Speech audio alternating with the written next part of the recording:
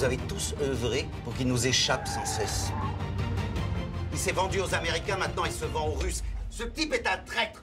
Point. Le Bureau des légendes, le thriller d'espionnage d'Éric Rochant, revient sur Canal+ pour une 4e saison. Elle poursuit son jeu d'espion sur fond de lutte antiterroriste entre Paris, Moscou et le Moyen-Orient. Qu'en ont pensé nos 3 critiques? Au centre de cette saison 4, la traque de Malotru en personne et l'arrivée à la DGSE d'un nettoyeur. Quand on parle du Bureau des légendes, c'est secret défense, on ne va donc pas vous dire ce qui se passe dans cette saison 4. Tout ce qu'on peut vous révéler, c'est que Malotru, d'une part, a fui à Moscou et poursuivi par les services secrets de plusieurs pays, dont la France, et d'autre part, le bureau lui-même à Paris va être ausculté, sondé, critiqué, et évidemment, il va y avoir des tensions en interne. Et c'est le personnage de Gigia, incarné par Mathieu Amalric, parfait, qui va cristalliser tout ça. Il est présenté comme un calculateur maniaque et du coup comme un antagoniste. Et la présence de Gigia et la traque de Malotru va intensifier la tension dramatique, cette fois au sein même de la DGSE. Et ça, c'est plutôt pas mal, finalement, en saison 4, de voir arriver ce type de nouveau personnage qui vient créer une sorte d'électrochoc. Le Bureau des légendes est toujours un modèle de précision, mais quelle place pour l'émotion? Cette saison, c'est un peu celle des passions, au sens littéral, au sens où chacun se laisse un peu déborder par ses émotions.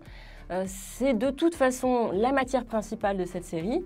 Et elle reste dans cette saison 4 à la fois émouvante, surtout je trouve sur ce qui se passe avec Malotru, et d'autre part extrêmement technique, pointue. Et il y a des séquences qui sont de l'ordre de l'explication de qu'est-ce que c'est que d'être un espion, de comment ça marche. Avec peut-être ce petit souci, même si ces personnages sont en chair et il y a de l'émotion, parfois ils ont une vraie psychologie, mais c'est en second plan. Et donc du coup, parfois, le documentaire passe presque sur la fiction. Nouveau personnage, extension de l'intrigue, pas de doute, le Bureau des légendes peut durer. Avec l'arrivée de nouveaux personnages, le Bureau des légendes devient vraiment ce lieu phare de la série. Cette saison nous montre bien, avec d'autres personnages qui gagnent en importance et en visibilité, que c'est surtout l'histoire de la boîte, comme on l'appelle.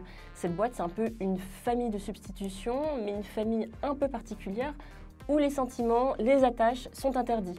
Cette saison 4, en développant les personnages secondaires, en creusant leur personnalité, en faisant entrer de nouveaux dans le jeu, nous fait comprendre que la série peut durer.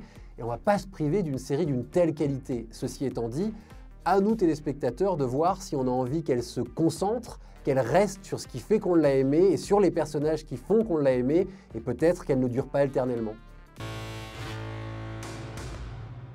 Tu vises qui en réalité? Si ça tenait qu'à moi, je virerais tout le monde. C'est l'heure du verdict de Sérirama. Le Bureau des légendes reste-t-il la pièce maîtresse à la télé française ou a-t-elle un peu pris la poussière? L'effet de surprise est passé, on connaît le Bureau des légendes, mais c'est tellement intelligemment écrit, tellement carré, tellement efficace, ça reste la meilleure série française du moment.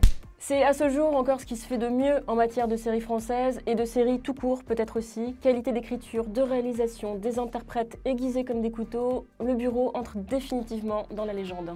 Nouvelle saison toujours bien maîtrisée, toujours bien filmée, extrêmement bien interprétée.